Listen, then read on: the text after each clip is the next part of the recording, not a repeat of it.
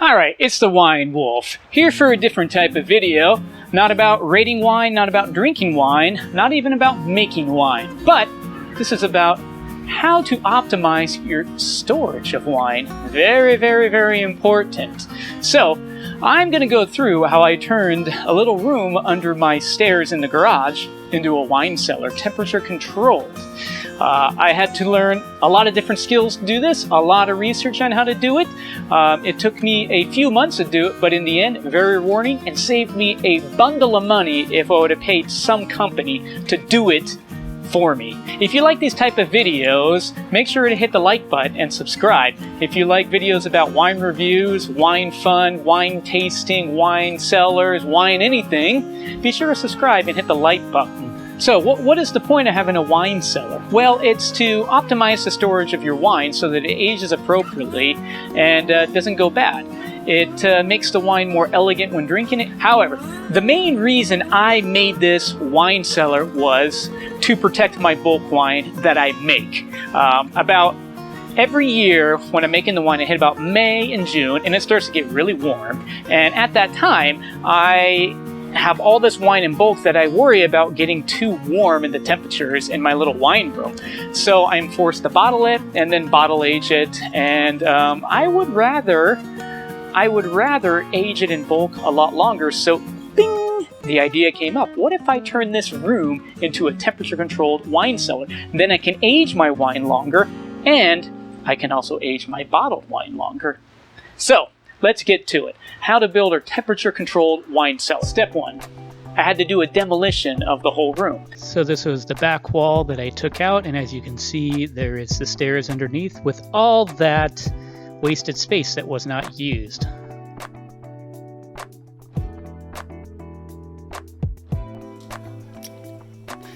Okay, so this is almost completely demoed. So now, clean up, and phase 2. Step 2, framing the room to make it the right amount of space for efficient storage.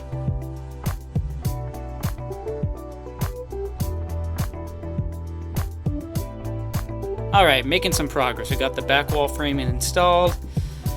We got our framing installed around this water pipe right there to protect it. Leaving enough room if we ever have to address it. We can just cut out the drywall and get to it easily. And, we're going to board up there so we can drywall. And then I just installed these two 2x6s to make it easier to do the drywall to the ceiling. Cut out those little slots for the wiring, but it'll also be easier for me to put my my insulation in there. Between these, kind of hold it in and then drywall it up in there. These are the plans I made for framing the through-wall cooling unit. Okay, a little progress. This is where the cooling units can go through the wall. So I had to cut out part of that stud there so the unit will fit. But because of that, I installed a header to distribute the weight around it. It's hard to tell if this stud was load-bearing or just structural, but I'm going to treat it as load-bearing to be safe. So I created this 2x6 header. Well, two 2x6s and then a 1x6 in between. It's going to give a lot of support, and then I got these beams holding it up. Next, I will stick in the footer, the beam across here, that'll support the unit. The cooling unit required a 20 amp dedicated circuit. I didn't have one, so I had to learn how to install one myself safely. Step 3, I have to install a vapor barrier. Now the importance of a vapor barrier is to help keep the humidity controlled, because you want a 50 to 80% humidity when you are aging wine. We've got a good amount of the vapor barrier installed. It's supposed to go on the warm side of the walls. So because I can't put it on the other side of the studs, I have to go in and out and in and out and in and out, and then I'll insulate above. I just got done probably with one of the hardest parts, which was right here. Having to cut it right to go in and out, and then taping it to make an airtight barrier, along with using some polyethylene or acoustic sealant, kind of like down there, to get an airtight barrier. So we just have a little bit more to go. Step 4, insulation.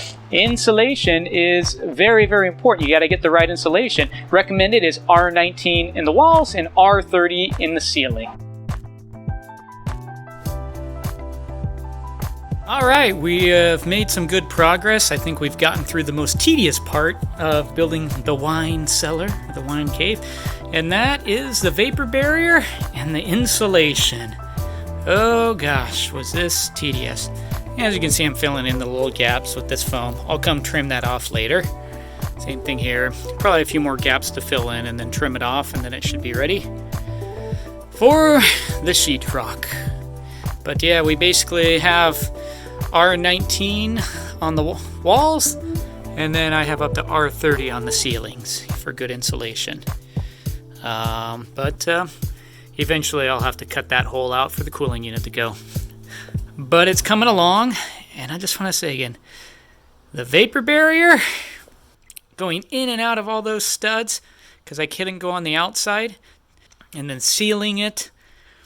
Oh, it was so tedious, but we finally got it done, and it'll be worth it in the end.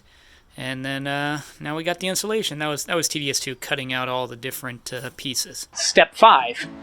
After I have the vapor barrier and the insulation in, I need the drywall over it. I chose 5/8" drywall that is more resistant to moisture and mold, and also is fire rated, so it goes for the fire code. During the drywall installation, I have to hang the drywall, and I had to learn how to seal all the joints in the drywall and make it all look smooth. That took some learning. I've got the drywall up, and I just filled the gaps with mortar. So basically any gap that looks significant, filled with mortar to prepare for the next part, which is taping the joints. At this point, I've applied the drywall tape to the joints and then smoothed the mortar over the drywall tape and the drywall to connect all the drywall pieces together so we have one nice continuous wall. After the mortar over the joints dried, I sanded it down to make everything nice and smooth.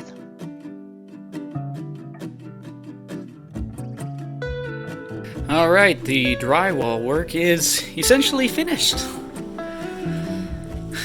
Did all the layers of mud, all the sanding. Just gotta clean off the excess dust from the sanding from the drywall. But it's good enough for me. It's gonna do the job. So we're getting there. We're getting there. I'll have to say, every part of this project, almost every part has been a little harder than expected, but it's been a good learning experience. Step 6, painting.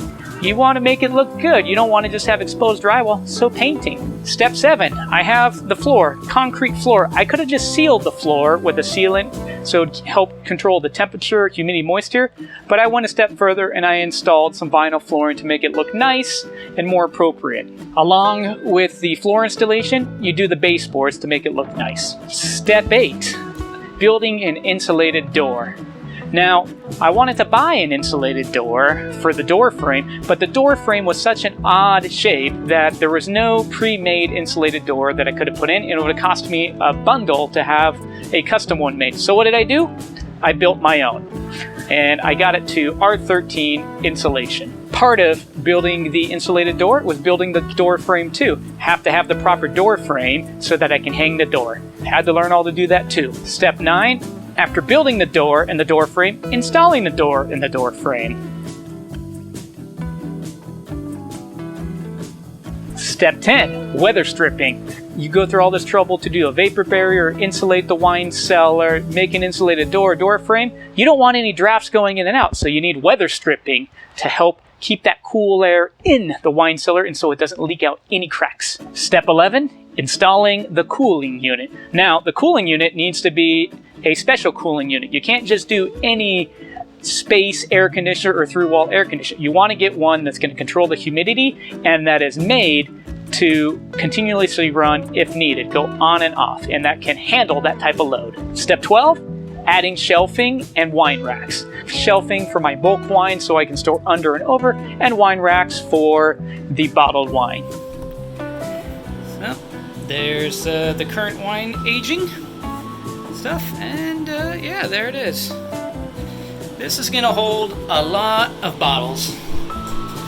So the idea is I have all these rows and I'm able to double stack the bottles 2 bottles deep. So I made it to go really deep so I can go 1 bottle after another and then stack on itself.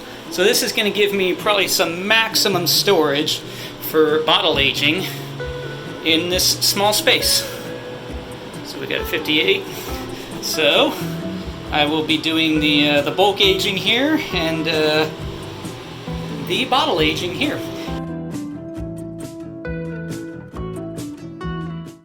So, those are the main steps that I had to go through from beginning to end to build the wine cellar, and it took me a couple months. I hope you all enjoyed the video on making the wine cellar. If you did like the video, please leave a like, and if you want to see more content like this or things related to wine, please subscribe to my channel.